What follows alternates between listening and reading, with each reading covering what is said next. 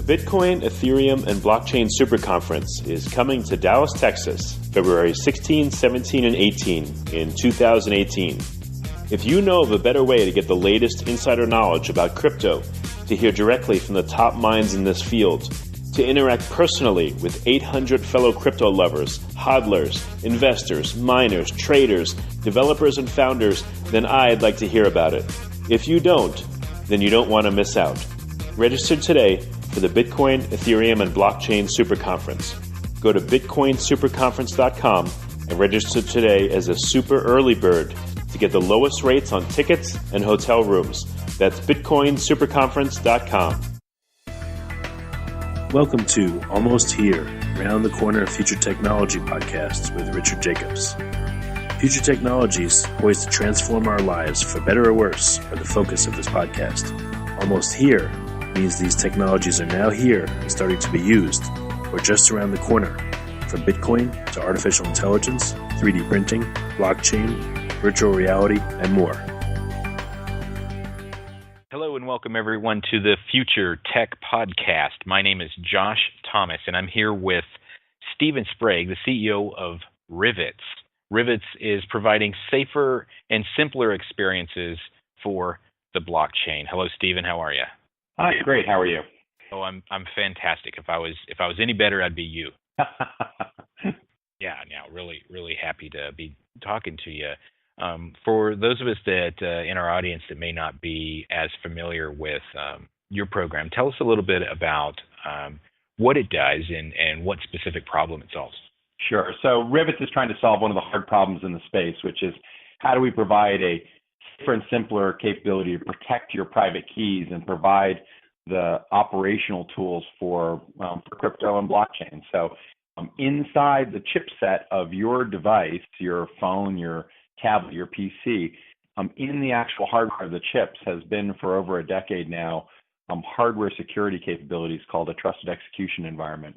And we build software that exposes those security capabilities that are part of the processor. And so we provide the tools to give you almost a Trezor-grade wallet inside 500 million smartphones. And then we also are building the technologies to support recording on the chain that those advanced cybersecurity controls were also in place. So this provides a really interesting mechanism for cybersecurity controls for crypto and blockchains. Okay, understood. So, there's a lot of wallets out there, and what you're saying is you're building the tools and underlying technology that make those wallets more secure. Did I understand that correctly? Yeah, absolutely. So we're not here to supply a single wallet. We're here to provide tools that the wallet developers can incorporate into their applications to provide a better model for the user. We will build a reference wallet that uses our technology, but its primary purpose is to be an example and source code that can be utilized by others to implement advanced security into their products. You know, something you said earlier about private keys. This is a big deal, and it's we had someone on the other day who was talking about simplifying this process down to what we were calling grandma simple. And unfortunately, with private keys being these big strings of numbers or word combos, it's just not that simple right now. Could you talk to us about your technology doesn't necessarily focus on simplicity so much as it focuses on security, but talk to us about how we can eventually, as we keep marching and innovating towards the next level, how do we continue to simplify this process so that my grandmother, for instance, could own crypto and navigate a wallet without getting confused? Sure. So world-class security is about improving the quality of the user interface. My background and many of my team members' backgrounds come from the better part of almost 20 years spent in the trusted computing space. So we were part of the team that helped bring hardware security embedded into both the PC and mobile architectures. And now that technology is already embedded within the hardware you have in your phone. The challenge is how do we include that in such a way that that it can be easily used, especially within the crypto ecosystem. And so what we provide is a place where we can both protect and operate with the private key independent of the operating system. And those capabilities already exist within the chipset on your handset. So once you use hardware, it can become a much simpler experience and get grandma simple. An example of that would be when you dial your phone and you push the send button. There's actually very advanced cryptography that goes on to secure the relationship between the handset and the carrier that's done through the technology of a SIM chip on your phone. And so as a result, you have a very simple experience, but also the carriers have really great security for their relationship with the subscriber. I just got the CEO of Rivetz to start using my catchphrase. I think it's going to go viral. Grandma Simple. Thanks, man. Grandma Simple is good. Yeah, you can steal it. Patent pending. But so talk to us, how long has Rivetz been in development? So I started the company in 2013 with my brother. I prior to that had been CEO of a company called Wave Systems, where we had been one of the leading enterprise providers in trusted computing for over 20 years. And so I left that company when it became clear that mobile first was really the strategy everybody was working on. We set up Rivetz to go after building tools to support the hardware security on mobile. And very quickly after starting it, ran into the blockchain. And it became very obvious that we could combine the tools of trusted computing to operate and secure the relationship to the chain. And so we began building technology back in 2014. It was an interesting startup. We had some interesting challenges along the way. What were some of the challenges that you ran into? I'm not so sure they were necessarily surprising. They were well understood challenges. When we walked into the with trusted computing into blockchain in the early days, hardware security by its nature is not open source because it's built into the silicon. So, you don't get open source Intel chips and you don't get open source ARM chips. And so that, I think, was a challenge for the industry. Plus, it was very early on. We hadn't really understood how important the private key protections were going to be. And so we began to assemble product. 2015, we had an investor that was supposed to put a bunch of money in that then didn't show up, which was certainly entertaining in a startup. And in late 2016 through 2017, we were able to ship and deliver over $1 million worth of product to actually primarily the U.S. government as a customer. And that really laid the foundation for the technology we're bringing to market today. So we have a robust set of tools. We've shown some very interesting transactions on the blockchain. Probably one of the most important is demonstrating how embedded within the chain we can include proof of the cybersecurity controls that performed a specific transaction. Okay. Yeah. And so, I mean, I had you, kind of go over some of the challenges and, gosh, I bet that hurt when the investor didn't show up and said he would. How long did that set you back? Well, we had an investor who called us every week for 12 weeks and told us the money was coming on Friday and it never appeared. And actually it was quite, at the end it turned out to be interesting. We last spring we're on the heels of, putting some interesting revenue numbers up to ground. We're building a venture-backed round, and I went to Consensus in New York, and it became very clear that we had to go down the ICO path. And so Rivetz undertook an ICO last summer, and we were successful in selling a little over $18 million worth of product in early September. And that's really given the foundation to expand the team and bring the capabilities to market that we're beginning to offer now. What would you say is your biggest win? I mean, 2013 in blockchain time is an eternity. So you've been around a while. You've seen a lot of things. What's the biggest win? Oh, so by far the biggest win was executing a successful ICO. It became very clear to us that we needed to cover the sort of cybersecurity square in the space, and we're focused on delivering on that. And so we're putting together a team of really world-class capability in both trusted computing and blockchain to show how we can insert a key with hardware into your device, and whether it's used for two-factor authentication or a direct Bitcoin wallet or even just strong authentication and messaging, those core tools and capabilities are there. And so we'll build an ecosystem around the token that is how we pay for cybersecurity controls with the device.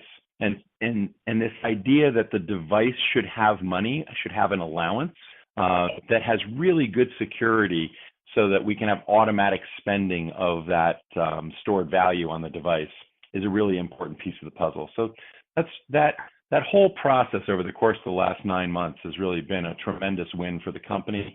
And I hope for the whole industry. I think that we can show the marketplace and really demonstrate that if you add great security, not only does it simplify the user's experience, but it increases the value of both the subscriber and the data that's written to the chain. Amen to that. I've referenced this story a couple of times before, but I think you'll appreciate this. My accountant wanted to get involved in crypto, and she knew that I'm involved in the industry, and I said, okay, well, probably the fastest and easiest way for you to become a crypto investor is just get a Coinbase account and buy like $10 of Ethereum or something. You know what? I'll just walk you through it here on the phone.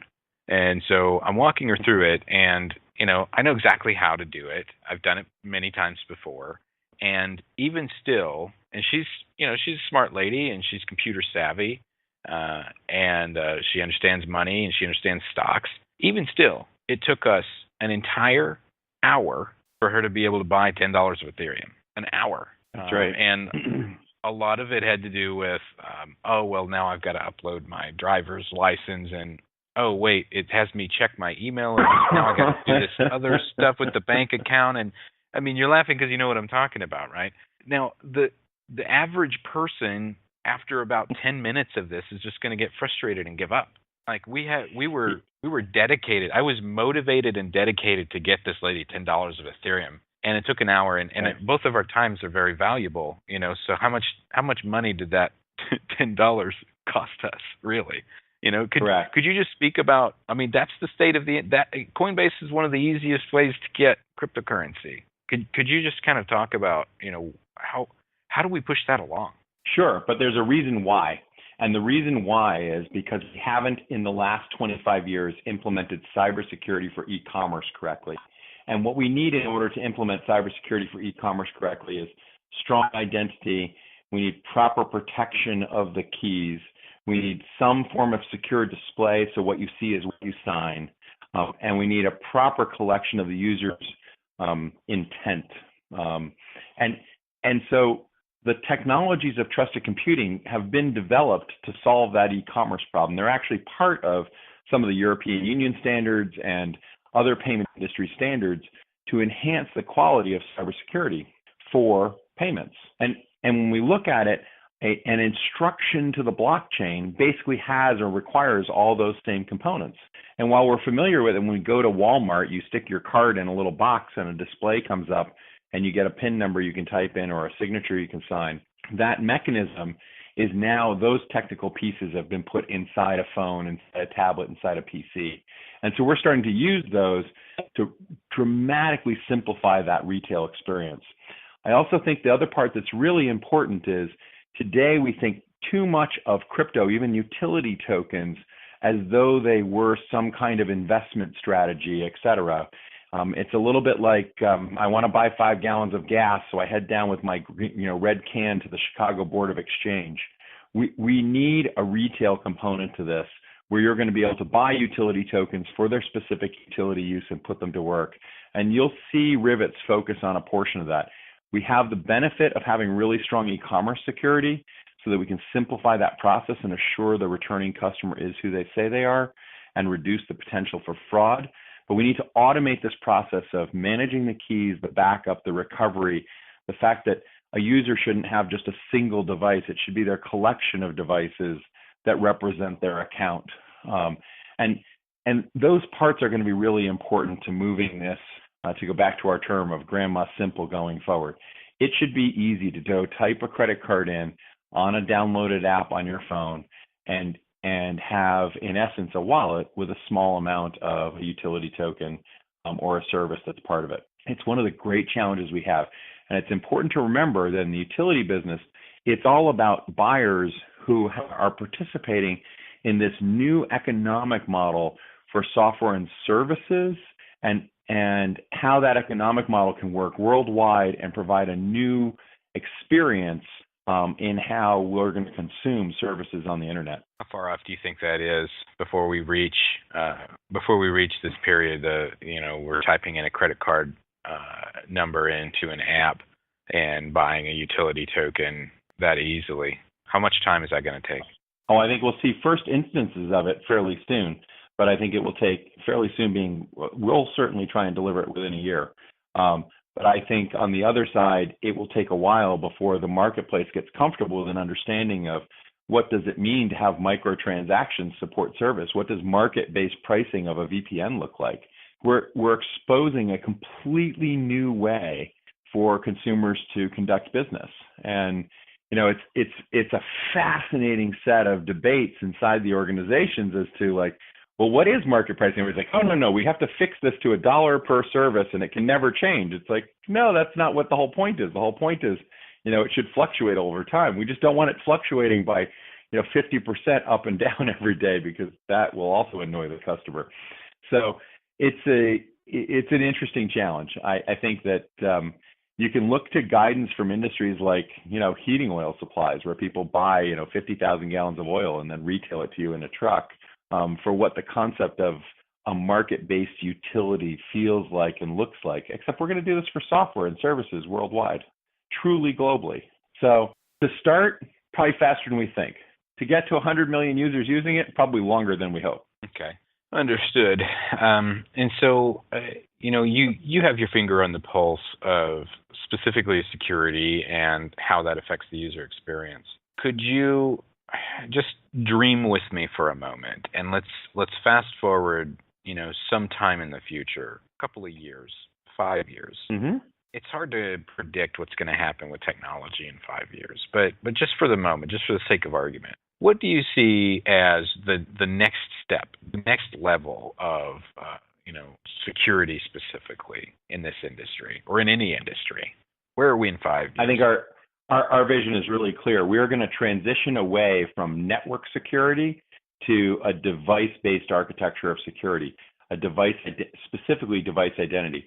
We're going to move from a world where you plug your printer into this hub and your laptop into this hub, and therefore they can talk to each other, but if they change networks, they can't, to a world where all of our devices have identity. They're friends with each other. So think of it as your Facebook of devices. This collection of devices are my network of things, controlled by a blockchain that the owner is in control of. So the owner is really the carrier quality identity at the center of this, and that give those devices an allowance so they can participate in the services they need to acquire